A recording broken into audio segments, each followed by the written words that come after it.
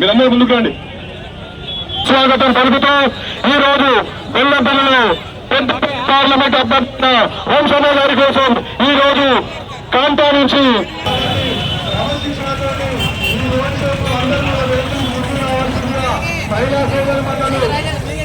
యువకులందరినీ కూడా ఆహ్వానిస్తున్నాం.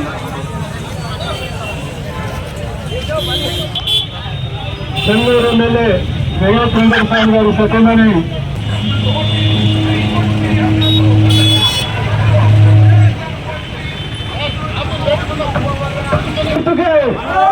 చేతి గుర్తుకే బీజేపీ టీఆర్ఎస్ బొండ పెట్టి రాబోయే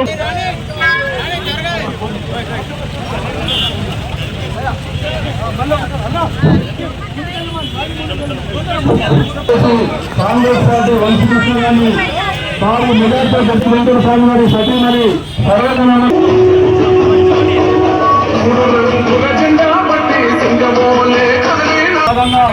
ఈరోజు బెల్లంపల్లి రోడ్ షో నిర్వహించడం జరుగుతుంది. ఈ రోడ్ షోకి ముఖ్య అతిథులుగా విచ్చేసిన బెల్లంపల్లి శాసనసభ్యులు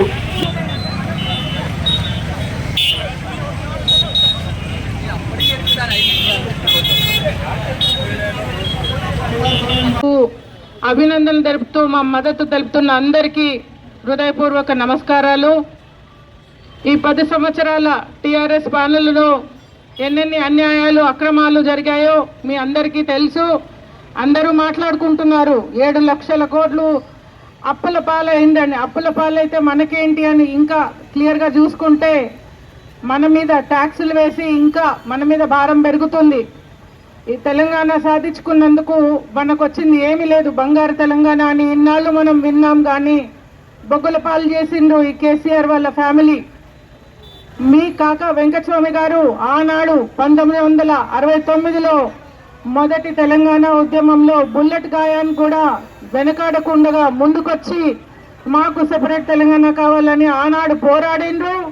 మళ్ళీ ఉద్యమంలో వారి ఇద్దరు కుమారులు వినోద్ సార్, వివేక్ సార్ ఇద్దరు కలిసి మళ్ళీ ఉద్యమంలో కూడా తెలంగాణ కోసం పోరాడి గెలుచుకున్నాక బంగారు తెలంగాణ వస్తుందని ఎంతో ఆశిస్తే ఈనాడు మీ అందరికీ తెలుసు మనకు దక్కింది ఏంటి అని. మన రాష్ట్రం మొత్తం అప్పుల కుప్పై చేసి పెట్టి వెళ్ళిపోయింది. ఒకళ్ళైతే ఆల్రెడీ జైల్లో కూర్చున్నారు. తక్కిన వాళ్ళ నంబర్ ఎప్పుడు వస్తుందో మనకు తెలియదు. మీ అందరూ చూసిండ్రు కాకా వెంకటస్వామి గారు ఆయన బ్రతుకున్నంత కాలము దేశానికి ఎంత సేవ చేసిందంటే ఆల్మోస్ట్ ప్రెసిడెంట్ ఆఫ్ ఇండియా కాబోయే వరకు కూడా వెళ్ళి కొన్ని శక్తులు అడ్డం పడడం వల్ల కాలేకపోయింది. కానీ ఆ ఫ్యామిలీ నుంచి ఆనాటి నుంచి ఈనాటి వరకు సేవా కార్యక్రమాలు అందించుకుంటూనే వస్తున్నాము. మేమందరం వ్యాపారాలు చేసుకుంటూ అక్కడ వచ్చిన లాభాలతో ఇక్కడ అందరికీ మనుషులకి సేవ చేయాలని, ఈ కాన్స్టిట్యుయెన్సీ పైకి తీసుకురావాలని కాకా వెంకటస్వామి గారు ఆనాటి నుంచి పెద్దపల్లి మీద ఉన్న ఎంత మక్కువ ఉందో మీ అందరికీ తెలుసు. మీలో చాలా మందికి తెలుసు ఎన్ని బోర్వెల్లు తవ్విపించినాము. కుట్టు మిషన్లు, స్త్రీలు వాళ్ళ సొంత కాళ్ళ మీద వాళ్ళు నిలబడాలని, ఉపాధి కల్పించాలని ఎన్నో రకాల కార్యక్రమాలు తీసుకున్నాము. ఎన్ని స్కూళ్ళల్లో పిల్లలు కింద కూర్చొని చదువుతుంటే వాటికి బెంచీలు డొనేట్ చేయడం జరిగింది. టీచర్లకు కూడా స్పాన్సర్షిప్ ఇవ్వడం జరుగుతుంది. నెల పిల్లలకు మంచి క్వాలిటీ ఎడ్యుకేషన్ చదివించాలనే ఆశతోటి ఇట్లా ప్రతి విలేజ్కి పోతే ఏదో ఒక ప్రాబ్లం ఉంటుంది. దానికి మా పైన తీసుకొని ఆ రెస్పాన్సిబిలిటీ చేస్తూనే ఉన్నాము. గత 10 సంవత్సరాలు టీఆర్ఎస్ హయాంలో ఉన్నా, మేము పవర్లో లేకపోయినా ఈ సేవా కార్యక్రమాలు ఎక్కడా కూడా ఆగలేదు, ఏ రోజు కూడా ఆగలేదు. వారానికి 3 రోజులు మీ వివేకన్న కాన్స్టిట్యుయెన్సీలోనూ ఉంటూ ప్రజల బాధలు తెలుసుకుంటూ మీకు అండదండలుగా ఉంటూనే ఉన్నాడు. అటువంటి ఫ్యామిలీ నుంచి ఇప్పుడు మళ్ళీ మీకు గడ్డం వంశీ కాక మనవడు వారసుడు మీ ముందుకు వస్తున్నాడు. మీ అందరికీ నేను అభ్యర్థించేది ఒకటే, మీ అందరూ కాకా వెంకటస్వామి గారిని ఎట్లయితే అభిమానంతో పార్లమెంట్కు ఎన్నోసార్లు పంపించిండో అట్లా ఈ అరుదైన అవకాశము మళ్ళీ ఆయన మనవడు గడ్డం వంశీకి పెద్దపల్లి నుంచి నిలబడే అవకాశం వచ్చింది. ఇది ఆయన దీవెననే అనుకుంటున్నాను నేను. మీ అందరి సహకారము దీవెనలు ఎంతైనా అవసరము. తప్పకుండా మే 13th రోజు మన కాంగ్రెస్ పార్టీకి గడ్డం వంశీని భారీ మెజారిటీతో గెలిపించి పార్లమెంట్కి పంపిస్తారని ఆశిస్తూ మీకు అందరికీ ధన్యవాదాలు తెలుపుతున్నాను.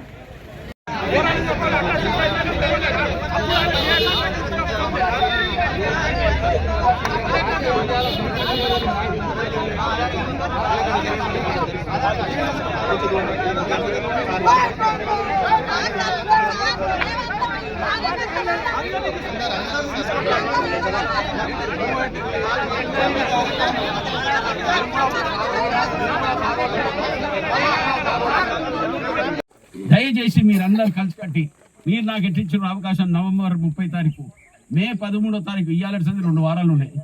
దయచేసి అట్లనే మా వంశబేటనికి మీరు కల్పించి నాకు ఒక అవకాశం ఇచ్చి నా చేతులు పకడబంద్ చేసి ఉన్న మన దగ్గర ఉన్న పోడు భూములు ఏమేమి సమస్యలు ఉన్న అన్ని కాపాడుకోనికే మీరు ఇచ్చే ఓటు కూడా దాన్ని మేము కాపాడే బాధ్యత కింద మీరు ఇచ్చిన ఆశీర్వాదాన్ని ఎల్లకాలం మీ ఎంబడి ఉంటాయని మా సంతు నర్సింగ్ బాయ్ ఇక్కడున్న పార్టీ క్యాడర్ సీనియర్ నాయకులు అందరితో మళ్ళొకసారి చేతులు జోడించి నమస్కరిస్తున్నా. చేతి గుర్తుకే మళ్ళీ ఇంత తక్కువ ఇట్లా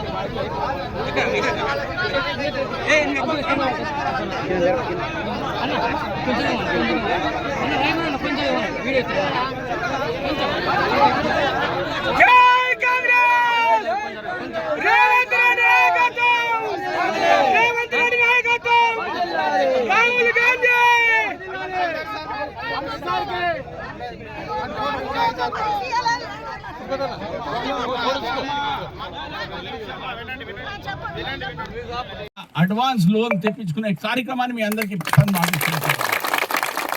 ఎందుకు చెప్తున్నా అంటే గవర్నమెంట్ తరఫు నుంచి ఆ అసిస్టెన్స్ వస్తుంది. ఆ 50 కోట్లు వస్తే మనకున్న బీద ప్రజలకు ఎట్లా హెల్ప్ చేయాలో దాన్ని స్కీములు తయారైతాయి, రోడ్లు తయారైతాయి, కావాలంటే ఇక్కడ డ్రింకింగ్ వాటర్ మళ్ళీ చేస్తాం. ఉన్న సమస్యలు ఎవరెవరికి ఇందిరమ్మ ఇండ్లు కావాలన్నా దానికి చేస్తాం.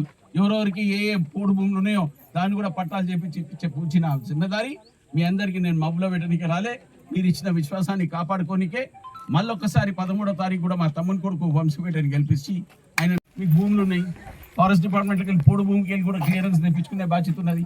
మా వంశబాబు రాగానే గెలవంగానే ఫారెస్ట్ డిపార్ట్మెంట్లో మాట్లాడి ఉన్న ఆఫీషియల్స్ ఎవరెవరు ఉన్నారో వాళ్ళకి చెప్పిన బిడ్డ మీరు ఏదో 3 ఏళ్ల సంది కాదు 10 ఏళ్ల సంది మా ఉన్న సోదరులను ఎంత బాధ పెట్టిరా లేదా ఫారెస్ట్ డిపార్ట్మెంట్ వాళ్ళు పెట్టిరా లేదా అమ్మా వాళ్ళ సంగతి ఏందో తీసుకుందాము.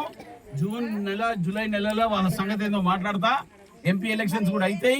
దాని నేను మీకు ఇవన్నీ ఎందుకు చెప్తున్నా అంటే మీకు అందరికి తెలియదు, అవగాహన లేదు ఈ సబ్జెక్ట్ గురించి. అందుకోసం ఇప్పుడు కొత్తగా వచ్చింది బీజేపీ వాళ్ళు.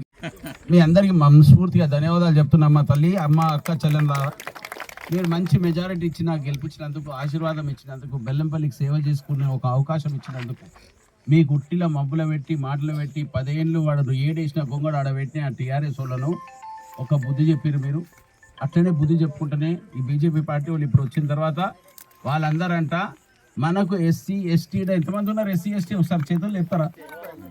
అందరు లేపు. ఉపాధి హామీ ఇచ్చింది చెన్నూరులో ఫస్ట్ ఇప్పించింది నేనే. అప్పుడు నేను ఇచ్చినప్పుడు రాజశేఖర రెడ్డి గారితో మాట్లాడితే 150 రూపాయలు ఇస్తుండే. కరెక్టా అమ్మా?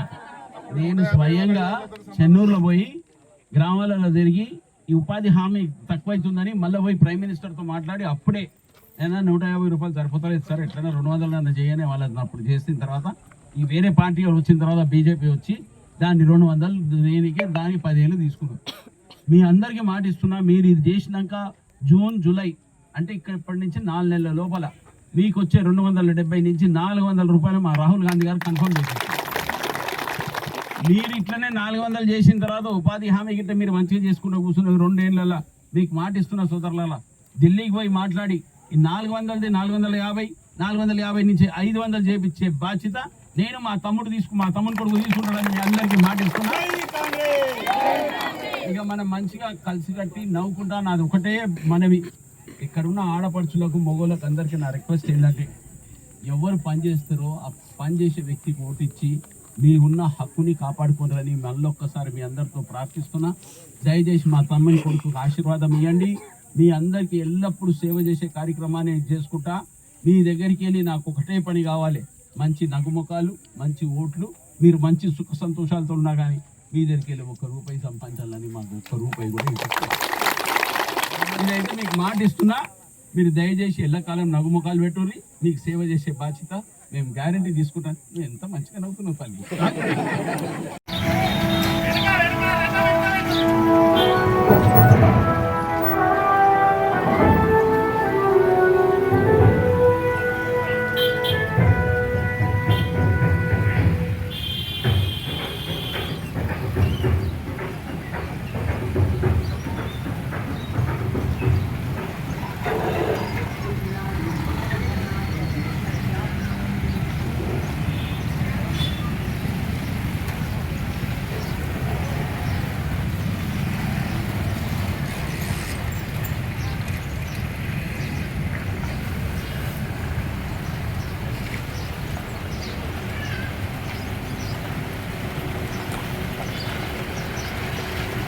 సో ఎందుకు గుర్తు చేస్తున్నానంటే, ప్రజలకు సేవ చేసే పార్టీ కాంగ్రెస్ పార్టీ అని చెప్పి మీరు ఎట్లయితే 4 నెలల క్రితం ఆశీర్వాదం ఇచ్చిండ్రో, వచ్చే ఎన్నికల్లో కూడా మళ్ళీ ఒకసారి చేతి గుర్తుకి ఓటేస్తే మన వినోద్ సార్ మీ బలపరుస్తారు.